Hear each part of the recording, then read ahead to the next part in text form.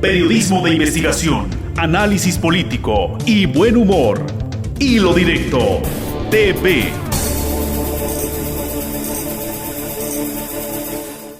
La visita del Papa Francisco a los Estados Unidos por muchas razones se ha convertido en un evento histórico, sobre todo si se considera que es el primer pontífice romano que hace uso de la palabra en el Congreso de los Estados Unidos con un mensaje en el que, dentro de los usos políticos tradicionales, muy puntualmente les da una regañada a republicanos y a demócratas.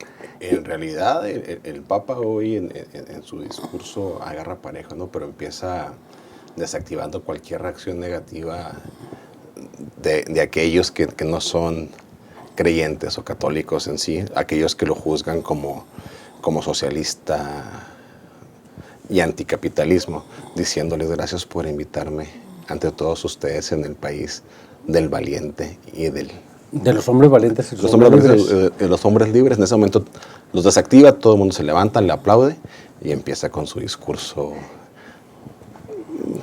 tirando moquetes a cada uno de sus posturas. Y de una manera en que nadie podría quejarse directamente, es decir, el Papa fue sumamente cuidadoso, sí, claro, de no herir la sensibilidad de la clase política norteamericana, pero al mismo tiempo planteando objeciones a los manejos políticos de ambos bandos, republicanos y demócratas, y ratificando una posición dialogante, de apertura, de la necesaria corrección de lo que ocurre en los Estados Unidos. Y me llamó mucho la atención cuando cierra él su discurso dándoles una clase de alta política, que finalmente es lo que hizo, les dio una lección de alta política a los congresistas norteamericanos.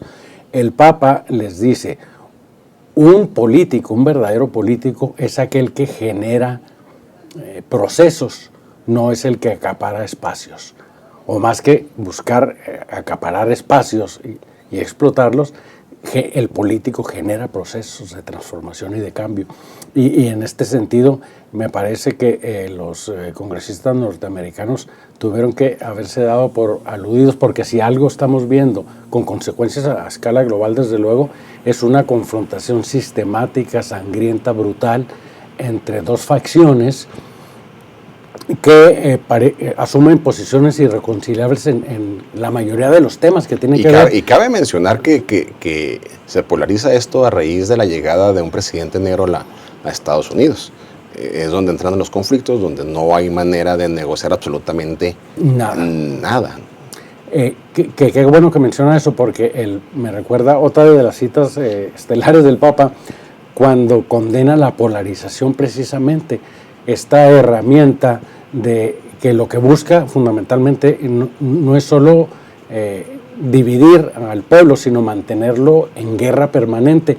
Condena la polarización como herramienta política, esta polarización que divide, dijo, permítanme decirlos, entre justos y pecadores, creyentes y no creyentes, y de ahí todas las variables de polarización que existen, y les advierte, el pueblo, el mundo ya está cansado de esto, de estas polarizaciones, ¿no? El discurso que duró alrededor de 50 minutos básicamente fue dividido en cuatro partes, ¿no? Con 4 personajes como inicio de su discurso, y después ahí toda la justificación, que fue Abraham Lincoln, Martin Luther King, Dorothy Day y Thomas Mer. Cuando habla de que empieza su discurso, estamos recordando a 4 grandes norteamericanos. Este año se cumple 150 años del asesinato de Abraham Lincoln, el hombre que trajo libertad, que trajo comunión entre los norteamericanos, y empieza todo su discurso en función de la figura de Abraham Lincoln, ¿no? Obviamente criticando la falta de equidad, la falta de libertad, abogando al sueño americano y justificando la llegada de gente de otros países, sí. pidiendo compasión de los norteamericanos hacia todos los demás. Pues que fue tejiendo su discurso, la divisa de Lincoln, la libertad, ¿no? La de Luther King, la igualdad. Y la igualdad. Pero en lo de Luther King hay una frase especial del Papa donde dice, no podemos cancelarle a la gente el derecho a soñar. Porque esta esperanza, ¿no?, de la imaginación humana es la que transforma a las sociedades.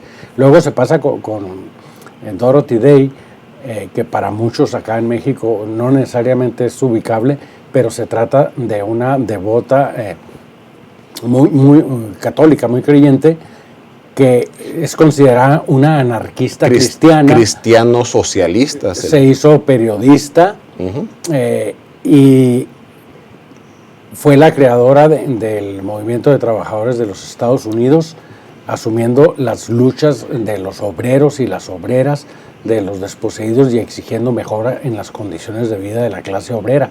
Es decir, comprometida preferentemente con los explotados, pues, porque el Papa también hace una condena al sistema de explotación. Sí, ¿no? Dentro de estos discursos hace mención hacia la explotación de la tierra, hacia el cambio climático, y era muy evidente quiénes están a favor o en contra, quiénes creen o no, quiénes no creen, porque en el Congreso se levantaban los que se sentían aludidos. Bueno, no se levantaban, estaban aludidos y aplaudían los otros, y así se manejó el tema, ¿no? Cuando se condenó la pena de muerte, se levantaron los demócratas cuando pidió por la vida en todas sus facetas. Se levantan los republicanos. Y es cuando los va conduciendo el Papa y entra con lo de la polarización, ¿no? A condenar la polarización, ¿no? Sí. Y los llama a situarse como verdaderos políticos, a iniciar procesos de igualdad, de compasión, de justicia. Recurre finalmente, que me llama la atención, a Thomas Merton, que es un monje, ¿no?, trapense, poeta, uno de los mejores poetas norteamericanos, profundamente religioso, pero que nació en Francia y estuvo en el Reino Unido y terminó en Estados Unidos viviendo y trabajando en Brooklyn con los desposeídos, con los homeless, con la gente fregada, ¿no? Y que explora y explota, ambas cosas, Merton, una beta espiritual y creativa desde la solidaridad con los menos afortunados, que el Papa deja patente en todo momento la necesidad de que incluso Estados Unidos, como una de las naciones más favorecidas del planeta, está llamada a solidarizarse con los que no tienen casa, con los que no tienen alimento, con los que no tienen trabajo, con los que sufren. Y también menciona cuando toca este personaje la facultad que tenía él o la facilidad que tenía él para platicar con otras personas de ideologías distintas, de negociar con aquellos que pensaban diferente a él, con otras religiones, obviamente, y el mensaje era muy claro, ¿no? Platiquen entre ustedes, arreglen los problemas, no solamente en Estados Unidos, hacia el exterior.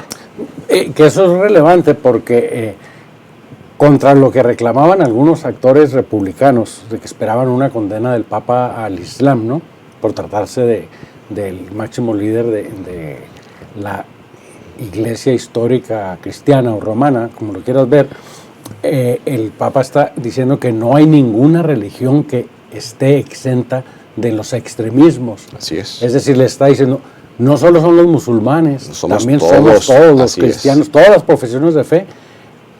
En todas hay extremos que finalmente conducen a la guerra, y hay un pronunciamiento ahí muy fuerte, que ahí sí sentí un vacío que incluso ni se ha destacado hasta hace rato en los grandes medios de comunicación norteamericanos, cuando el Papa condena el tráfico de armas. Sí.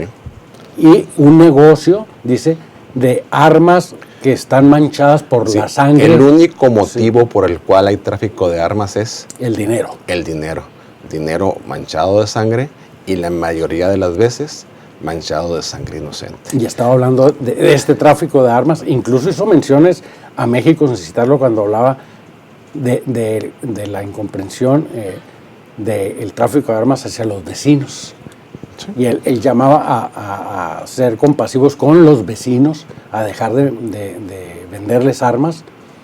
Hizo muchas soluciones a los vecinos. Desde luego, el vecino se puede entender el prójimo, pero también hay vecindad geográfica y en este caso hay referencias indirectas a la situación de México, de ¿no? despedirnos, don Ángel, que ya nos mandaron a corte, cabe mencionar que después de estar con la gente más poderosa en el mundo, el señor se fue a comer